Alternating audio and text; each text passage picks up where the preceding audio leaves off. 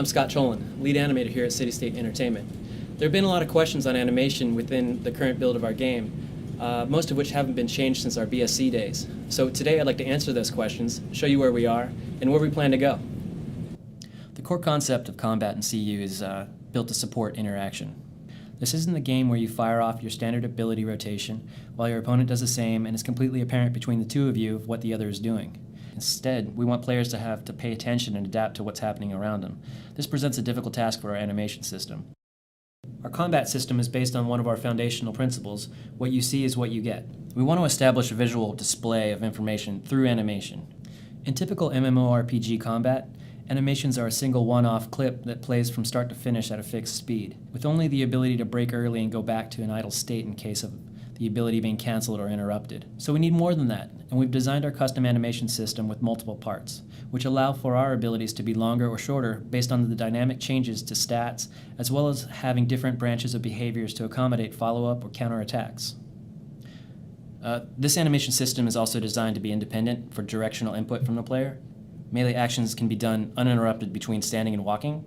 The lower body is driven by locomotion animation, while the upper body continues to execute the combat ability. There are some abilities, of course, which slow down the movement or require the character to be stationary for balance reasons, but the animation system fully supports masking of the upper and lower body.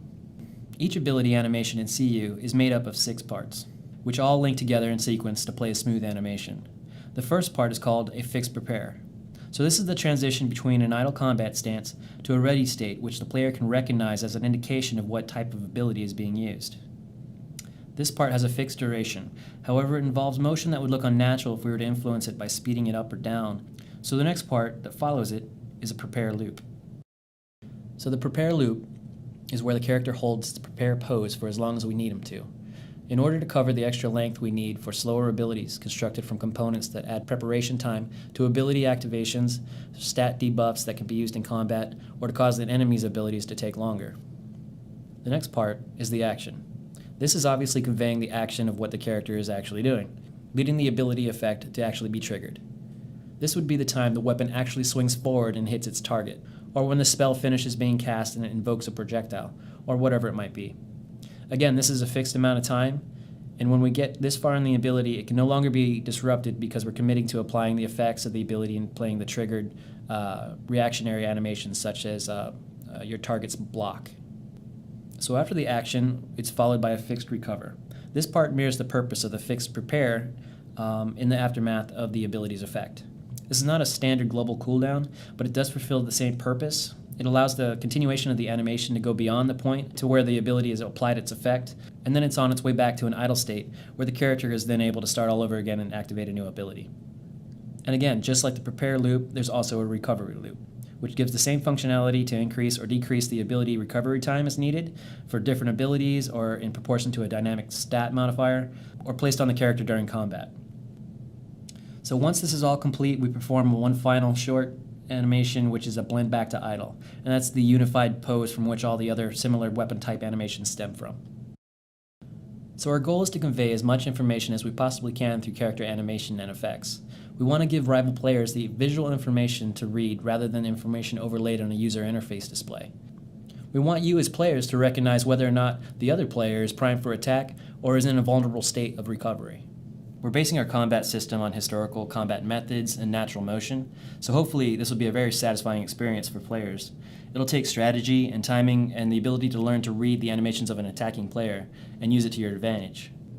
You can see here we have animations that clearly show whether it's a low, medium, or high attack. It's our desire to have these attacks target a selected body region and do damage accordingly. Our game designer, Ben Peelstick, has acquired a wealth of knowledge in medieval combat techniques, as well as a plethora of replica weapons.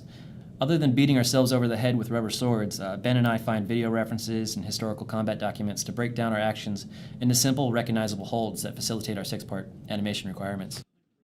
Another foundational principle, choices matter. Well, you can see here we have plenty of choices to weigh you down when it comes to weapon selection.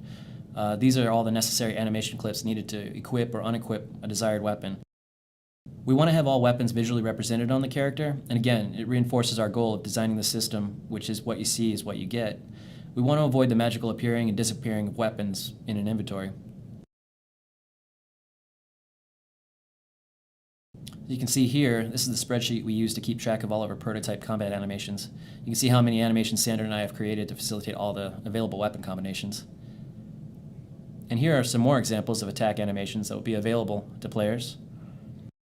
This is only a brief introduction into how the animation system will help support combat in CU, but hopefully you can see that we're putting a lot of work into it, and we hope that it'll be a unique and engaging combat experience. As we complete the technical tasks required to get this system into testing, you can expect to see a wide variety of different animations to cover spellcasting, archery, and many forms of different melee attacks and defenses for our various weapon types.